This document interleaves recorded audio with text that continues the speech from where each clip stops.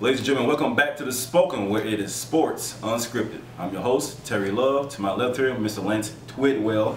To my right, Mr. Derek Williams. Now we're here to talk about NBA playoffs now. It's down to the final four. It's time for the conference games, and on Sunday, we had the Spurs versus OKC. The first game took place in San Antonio. OKC played a very well fought fight, but lost at the end. I believe they had a 10-point lead and lost it due to some mistakes by Mr. James Harden and Mr. Russell Westbrook. Also, Durant had a goose egg in the fourth quarter, but he still is known as Mr. Clutch, so I don't think that changed. But Mr. Twidwell here has a different point of view about that, but we'll talk about that later, a little bit later on. So what happened in game one for OKC to lose that lead in San Antonio, and will that come back to bite them later on in the series? Let's start with you today, Derek. OKC, they're a good team. I don't think it's going to bite them. If they come out and stink the place up tonight, they might look back and say, oh, we got that. But I think they're going to make the adjustments. They're easy adjustments that they need to make. Play smarter basketball. Don't turn the ball over. They got to have better shot selection. And they're going to need some low post scoring, period. I mean, you're not going to beat San Antonio just jacking up shots. I mean, this team has won, 18 games in a row for a reason. But who do you depend on for that low post scoring? Perkins? Ibaku's got to step up. I mean, Perkins is not a guy to score. I don't think Perkins can score 5 points if he locks himself in the gym by himself. But they're going to need to get Ibaku some touches. He's going to.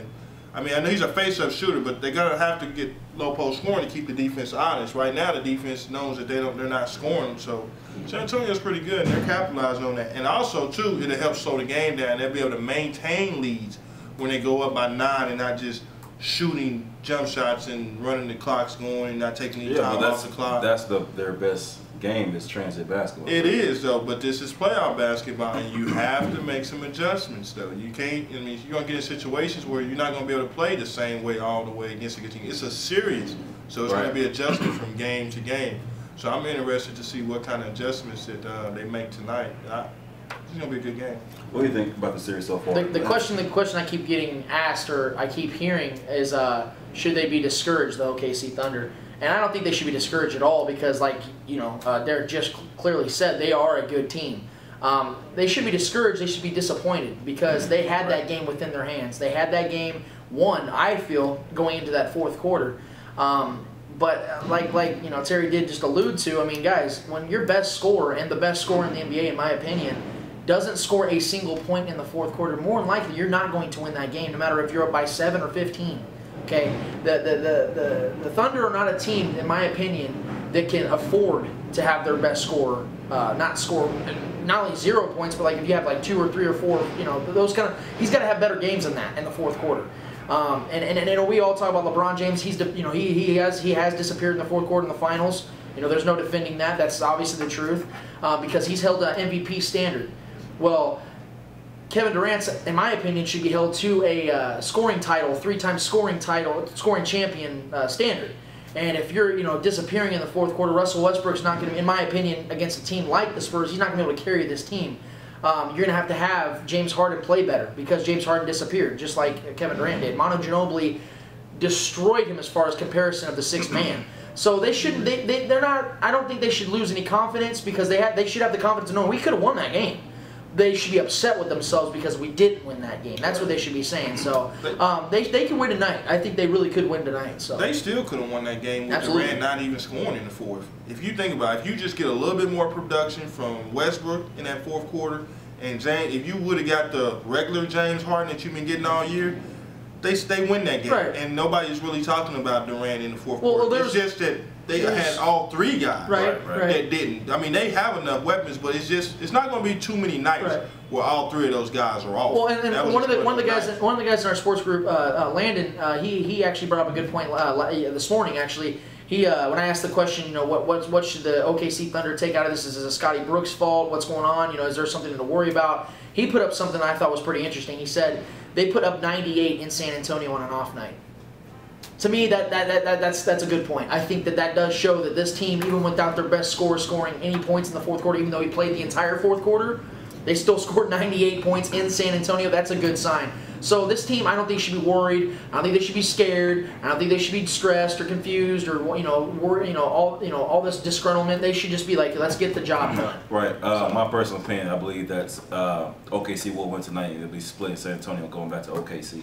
So what's your prediction for tonight? I think they'll win it. I predict them to win it. I think one thing I do think about Oklahoma is that I think they're maybe the only team in the league that can go down 2-0 and go home and feel good because they're so good at home. Right. I can see them going home down 0-2 and tying it up at 2 games. Very interesting. That's true. I think they do. I'm sorry. I think they do win in San Antonio tonight, but they have to have the ball's got to be going through Kevin Durant tonight. They have to. And Ibaka, like you were just saying, they have to score down low in the post. They have to initiate contact down low, draw fouls, get Tim Duncan and Thiago Splitter and all the other bigs in foul trouble, make guys like DeJuan Blair getting in the game. He's been rusty. He hasn't played in a long time. Get those guys involved in the game. Bring it to them, basically. Do not react to the Spurs. If you react to the Spurs, more than likely you're going to lose. That's why they haven't lost since April 11th, guys, because teams are reacting to them. You make them react to you. That first half, drew 14 turnovers against the Spurs. That's more than they average an entire game all season long. Very interesting. So you have our predictions for tonight's game. All three of us believe the OKC will split with San Antonio on tonight in San Antonio. Our next topic is the Miami Heat versus the Boston Celtics on last night on Memorial Day. As you can see, Lance is very tan from this Memorial Day weekend. Miami Heat came out to play. LeBron James came out, did his thing. Excuse me. Wade had a good game as well, and a good supporting cast on yesterday. Mike Miller, Battier had a good game defensively. Hustle, you saw that they were hungry for it yesterday, and that's one thing for Miami fans that they should look forward to, hopefully, for the rest of this series, and as well as if they progress to the finals. Is there anything that you guys saw in particular that you liked or didn't like about the game last night against between the Miami Heat and Boston for both sides? Start with you. What I loved is the fact that the Heat took it to him immediately. I like the fact that the Heat came out of that game with aggression. They knew that the Celtics, because I know Paul Pierce came out with that statement that, I like playing on short rest and, I'm not hurt and all that. And I understand what Paul Pierce was trying to say, but it's not the truth, okay? You're going to want to take rest when you're an older team dinged up and you don't have any depth. So I like that the Heat took initiative. They took it to him early. Second quarter, that was the part that I didn't like because the Heat let up once again. They always seem to do that in the game. They'll start letting up a little bit, start easing it up a little bit, and the Celtics took initiative. They only had 11 points in the first quarter, and they ended the first half I think with 46 points. Right. How do you let that happen, guys? I mean that's the and Ray Allen was shooting terribly the entire game. Okay, missing free throws, and you're still letting a team with no depth to begin with, even if their starters are healthy. You're going to tell me you're going to let them score over 30 points in the second quarter. That's unacceptable. So I didn't like that. But overall, I think the Heat played a very good game. Unfortunately for the Celtics, I don't see how they have a shot in this series, guys, because they're just not there right now. They're injured. Avery Bradley, their best guy off the bench, is not playing, dislocated shoulder. I just don't see how they win this series. I'm saying 5 or 6 games at best. Derek? If I'm a Heat, I wasn't really, to be honest with you, and it's no knock on the Heat, but I wasn't really impressed with the Heat last night. I mean, they played some good basketball in spurts, but if you're grading the Heat last night, they're not going to get an A. I'd say probably maybe a B minus and they know that they didn't play their best basketball. It was 40. As bad as Boston had played in the first half, they were in a tie ball game, 46-46 at halftime. Yeah. Right.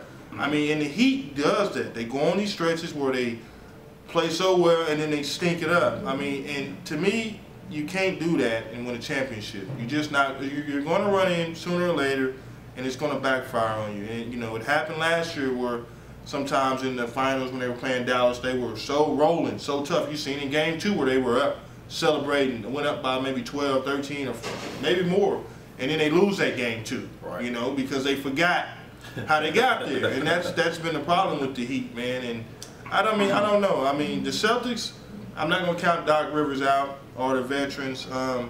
How's Rondo's playing? How's his play right now? Rondo didn't play well last night to me. I thought overall his floor game was not sharp.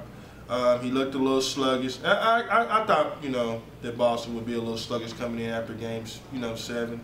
The Heat did what they're supposed to do, win. Now kind of see what kind of adjustments that Doc makes. I see him throw a little zone at the end of the game. Look for a little zone in the next game too, man. Let me say real quick. The only problem I had with the Celtics, and it's unfortunate to them because I think the refs were being a little touchy last night. But I saw that they got frustrated really quick. I saw early technicals. The one against Doc and the one against KG were pretty questionable. I mean, all Doc really said was, "Come on, Eddie," and then he got teed up for that. I mean, the coaches say that 15 times a game. And then KG tips the ball out of bounds, and they're going to call a tee on him. I think that they got frustrated early, and I think the referees picked up on it, but I don't think that they should have been getting technicals for it. So I think that, like I said, I don't think the second game is going to be they're not going to look that sluggish. I think they're going to look a little bit better, but I don't think they win. So what's your predictions tonight for tomorrow night for the Heat? I think the Heat win. Yeah. Celtics. All right. Final question: who is the best matches for the NBA Finals right now? Who matches up better with each other? I'll start with you, man.